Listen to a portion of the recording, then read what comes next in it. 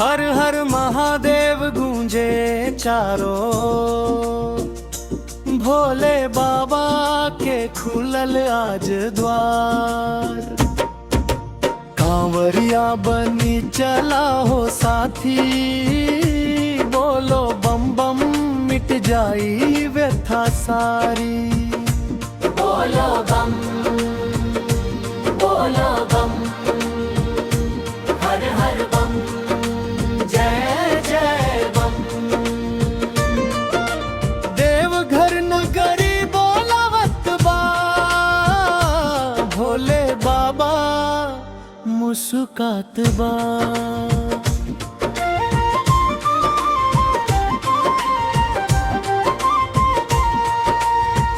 भोर भइल गंगा किनारे, कांवर सजल प्यार के सहारे। केहू गावत केहू नाचत, भोले नाम में सब रंग राचत। नंगे गोड़वा रहना पत, महादेव के नाम जपात।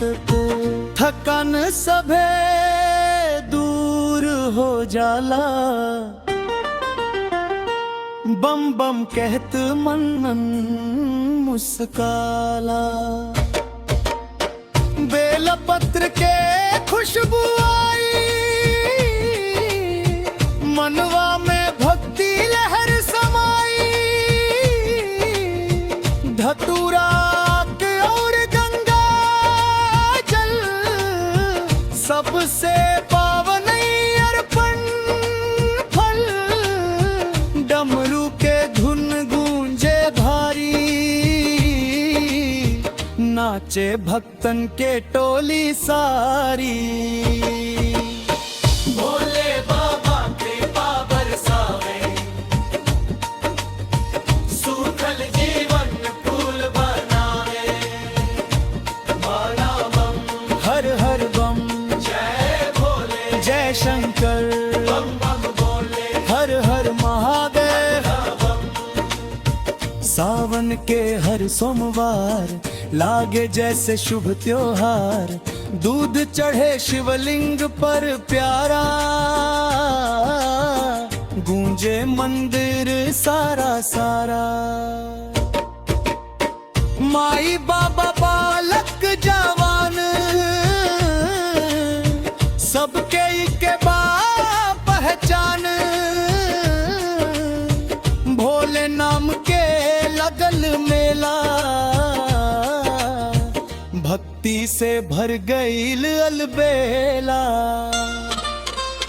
बरसे बदरिया धीरे धीरे, नाम शिव के बसे शरीरे। कदम कदम पर साथ निभावे, भोले बाबा राह बनावे। संकट दूर करी त्रिपुरारी, रहू रे कृपा सबसे न्यारी। खाली झोली भर दी, भक्तन के सुख घर दी। ना धन मांगी ना शान मांगी, बस रौरा चरणन में स्थान मांगी। भक्ति रहे जन्म जन्म तक, यही वरदान मांगी। देवघर धाम दिखाई देला, मनवा खुश हो गाना गावेला। जल चढ़ा के माथ नवाई, भोले बाबा कृपा बरसाई। घर परिवार सुखी हो जावे, सबके सपना पूरा पावे। महादेव के महिमा भारी, जय जय भोले त्रिपुरारी।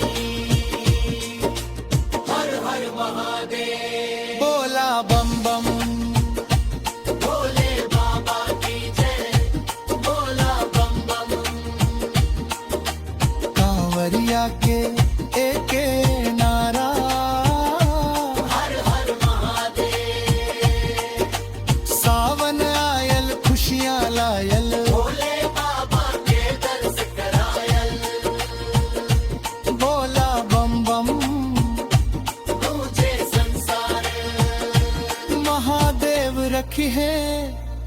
सबके लाज